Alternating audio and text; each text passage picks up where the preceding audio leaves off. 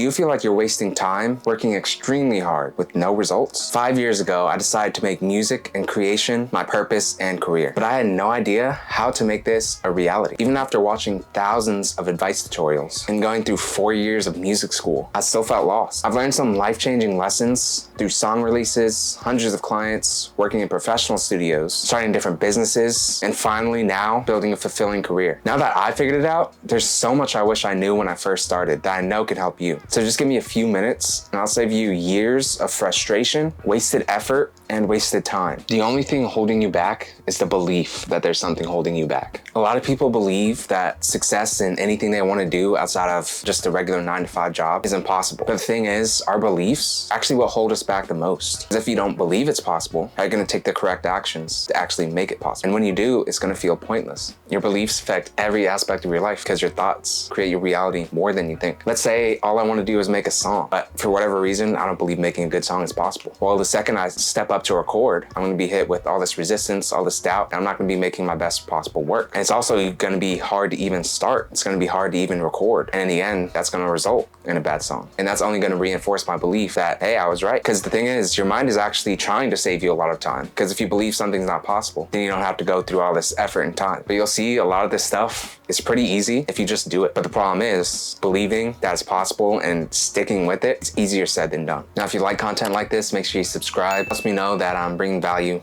to you guys. Number 2, and one of my most important and hardest lessons to get through, was to ignore boxes. So this is important so you don't limit your creativity or your career path in general. So every individual career path and skill stack is different regardless of the title. A lot of people won't understand even just the most basic definition of each of these things. The term musician can look like a lot of different things. That could mean you're a studio musician. That could mean you're a performer. And what kind of performer? For example, a real music producer, that definition is different for everyone. In a traditional music industry, they say a producer is someone that oversees the whole project, managing the audio engineers, managing the studio musicians and everything, and the whole project's budget. Another person might say, well, the only real producers are people like Metro Boomin, who are getting a lot of streams. Other people might say it's beat makers. Other people might say audio engineers themselves are the real producers. So all these definitions, you just kind of have to ignore them. Even producers on YouTube. If you look at their comment sections, a lot of times there's people saying, oh, they're not a real producer because they're posting videos. At the end of the day, what I do, I just use the term music creator to avoid confusion. And I also work in the audio-visual space. That entails lighting, video, live audio, things like rigging. I mean, there's all kinds of things. And there's people that specialize in different areas of it, but we all have the same title. So at the end of the day, it's not about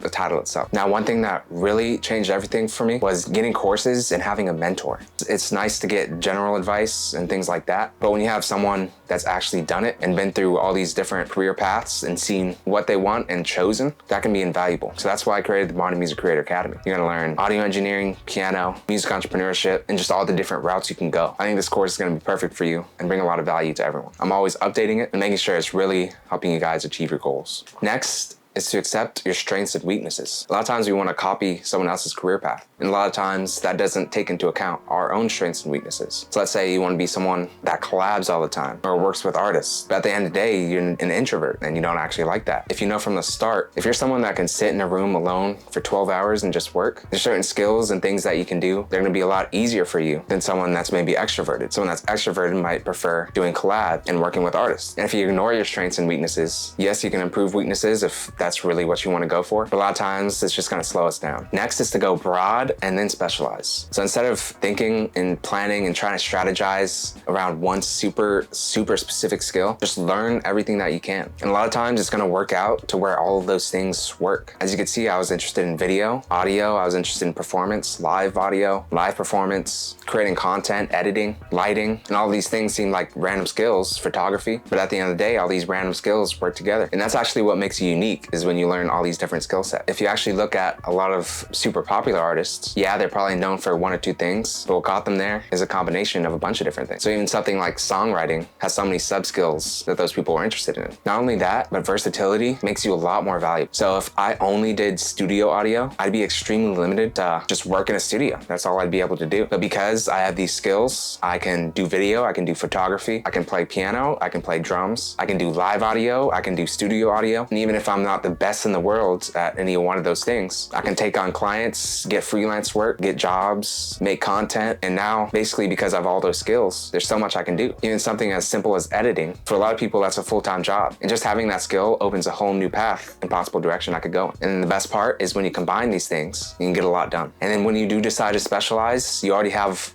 this broad range of skills. Not everything is in one basket. So if I want to go super in depth into content, even if that doesn't work, I have all these other options. Next is to not just create, but document. So what does this mean? Basically, when you're creating, there's a lot of pressure. There's like, man, I got to create this high quality piece of music or this high quality video. Like you're creating this thing and you're really focused on the end result instead of the actual making process. But when you're just documenting, it kind of releases all that pressure, because instead of saying, I need to create the best song the world's ever known, now you can say, hey, I'm documenting my journey. I'm documenting, I made this song. This might be my first, let's say it's your first song that you're ever making. Let's say it's your 10th. However good or bad it is, now that you're in the mind state of, hey, I'm just documenting this, years down the line, you can actually go back on that and say, hey, I've improved a lot since then. But the funny thing about art is, you might think it's bad, but everyone else might like it. Also, consistently documenting or consistently sharing your creative work, that actually improves your skill. Instead of just creating one thing and trying to make it as perfect as possible, you learn a lot faster,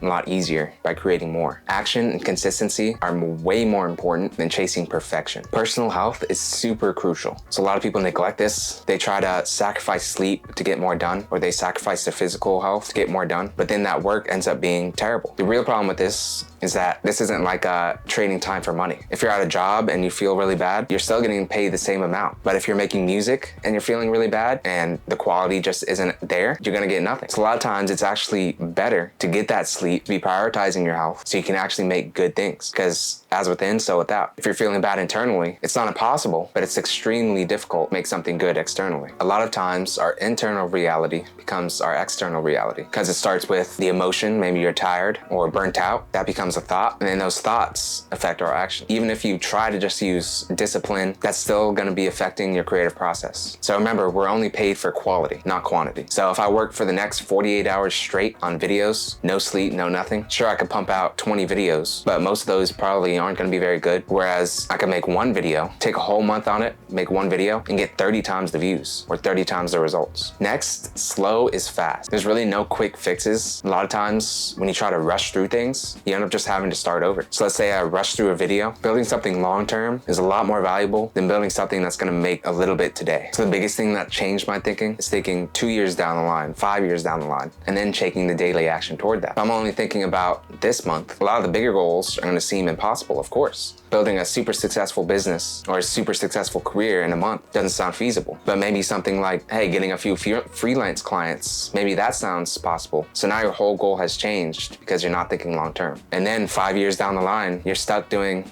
maybe you don't even like freelance work, but you're stuck doing that because you didn't think that far ahead. So be okay taking your time. Next is to lean into aspects like business and financial management. The thing is, no one cares how you survive except for you. At the end of the day, just understand the music business in general and also what opportunities are available to you. This next thing is to listen to the right people and detach. Base your decisions on both intuition and research. A lot of times people are talking about their own experience based on their own skill set. So a good example could be if I'm talking to someone that's been in the music industry for 60 years, that's a great person to listen to. But one thing they might say is you need to create lead sheets for all your music. Let's say you're someone that works alone and you're just putting it on Spotify, things like that. Maybe a lead sheet isn't the best advice. So you really got to take everything with a grain of salt. So basically detach from the world. You kind of have to accept that what you're doing isn't average. So you can't expect support. You can't expect a lot of other different things. So that means staying private with your goal. A lot of times if you tell someone your goals, first of all, it tricks your mind into thinking you're actually achieving it instead of doing it. And secondly, it allows people to corrupt those goals. Also, it's important to stay private with things like revenue. The only time sharing revenue is good is if it drives progress forward. So a creator sharing their revenue to show people it's possible, that's a positive example of when it's right. Whereas if you tell someone what you do and they say, well, how much do you make? There's really only negative outcomes that come from telling that person. When you share your revenue with random people or even close friends or other people, it's also kind of a bad prove yourself mindset. It's now you're trying to prove yourself through, hey, this is how much revenue I make and all this stuff. Also, a lot of people don't understand revenue versus profit. At the end of the day, you're usually going to get a negative response either way. If it's too low for what they think, they might say, oh, it wasn't worth doing, and you're going to cloud your judgment when it comes to your career. Or if it's too high, now they're going to be envious success and just hate on you in general. And the funniest thing I saw is that in the very beginning, obviously when I wasn't successful yet, people would say, what's wrong with you? Why would you do this? This isn't possible. They try to bring up statistics of how it's not possible. And they'd be like, well, you're an idiot for doing that. But then those same people, once they actually started seeing some success, now that argument has changed into a moral argument. Like, oh, it's not right that you're doing this or that. And at the end of the day, that just shows you they're gonna come up with whatever random